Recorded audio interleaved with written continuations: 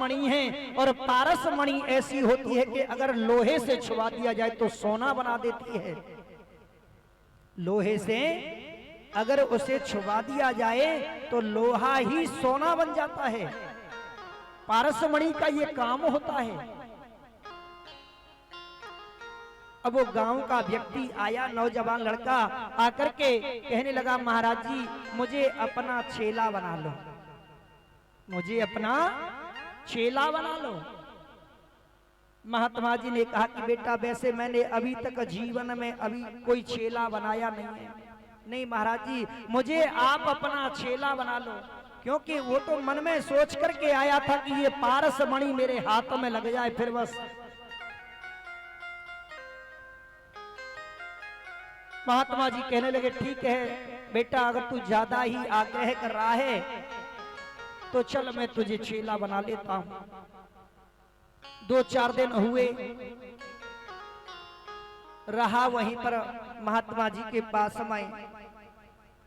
महात्मा जी ने एक दिन कहा कि बेटा मैं गंगा स्नान करने के लिए जा रहा हूं, तो इस कुटिया की साफ सफाइयत कर ले। अब वो व्यक्ति तो ये सोच रहा था कि कब ये बाबा जी यहाँ से कुटिया से निकल करके जाए, मुझे कब मौका मिले और मैं पारस मणि को लेकर के यहाँ से 1 2 3 हो जाऊं। महात्मा जी तो गंगा स्नान करने के लिए गए, और महात्मा जी की अनुपस्थिति में उस व्यक्ति ने उस पारस मणि को ढूंढना प्रारंभ किया।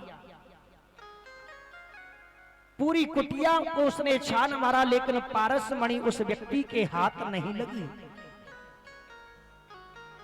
महात्मा जी लौट करके आए और कुटिया में जब इधर उधर सामान को देखा, देख करके सब समझ गए कि इसके मन में पारस मणि की लालसा है, कामना है। महात्मा जी अपने आसन पर बैठे और कहने लगे कि बेटा कुटिया की साफ सफाइयत की तुमने? हाँ महाराज, मैंने पूरी कुटिया को साफ किया है। अच्छा ठीक है बेटा। फिर वो व्यक्ति कहने लगा, महाराज आपके पास में पारस मणि थी, आप उस पारस मणि के मुझे दर्शन कराओ कि कैसी होती है पारस मणि। महात्मा जी ने कहा कि बेटा जो लोहे की डिबिया रखी है ना, देखो वो उस लोहे की डिबिया के अंदर पारस मणि रखी हुई है।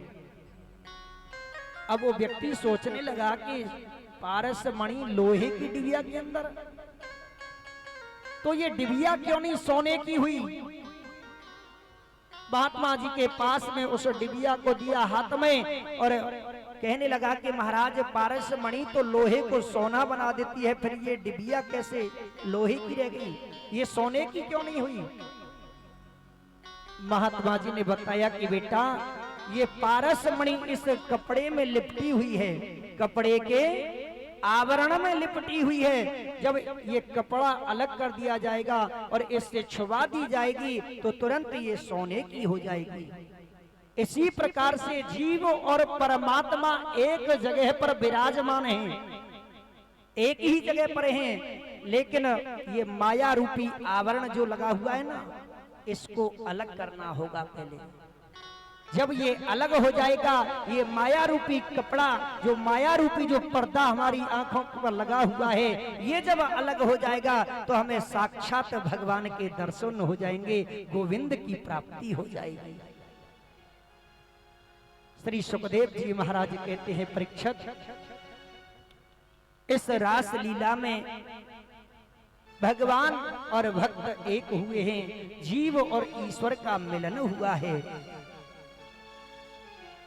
इस रास लीला का चिंतन करना है हमें, अनुकरण नहीं करना है।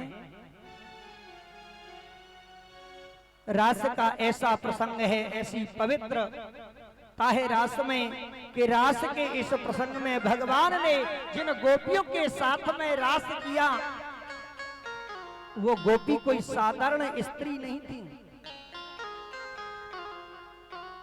वो तो वेद के मंत्र थे और वेद के मंत्र ही गोपी बनकर के आए और भगवान के साथ में रास लीला की, उन्होंने नृत्य किया।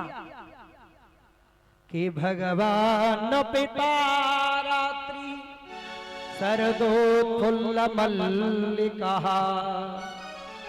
यह रास लीला काम की लीला नहीं है, यह तो काम पर विजय प्राप्त करने वाली लीला है।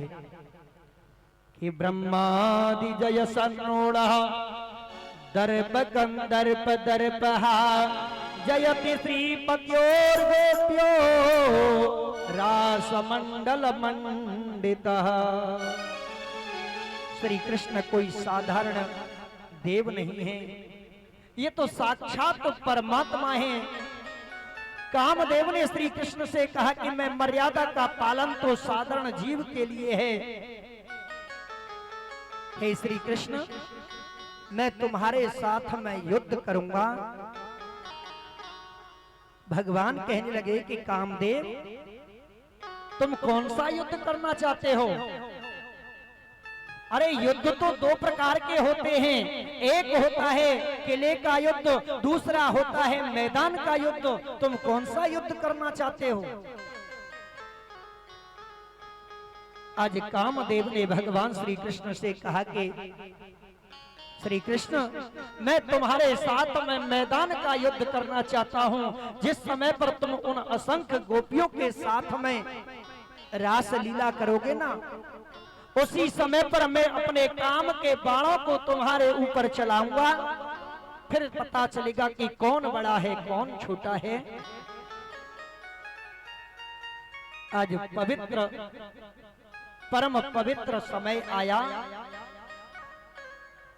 और भगवान श्री कृष्ण ने शरद पूर्णिमा की रात्रि में उन गोपियों के साथ में रास लीला प्रारंभ की, रास प्रारंभ किया।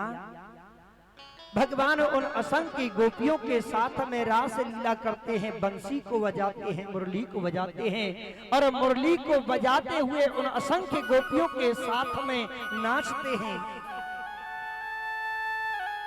हे राजन, उन गोपियों के साथ में जब रास लीला भगवान कर रहे थे कि उसी समय पर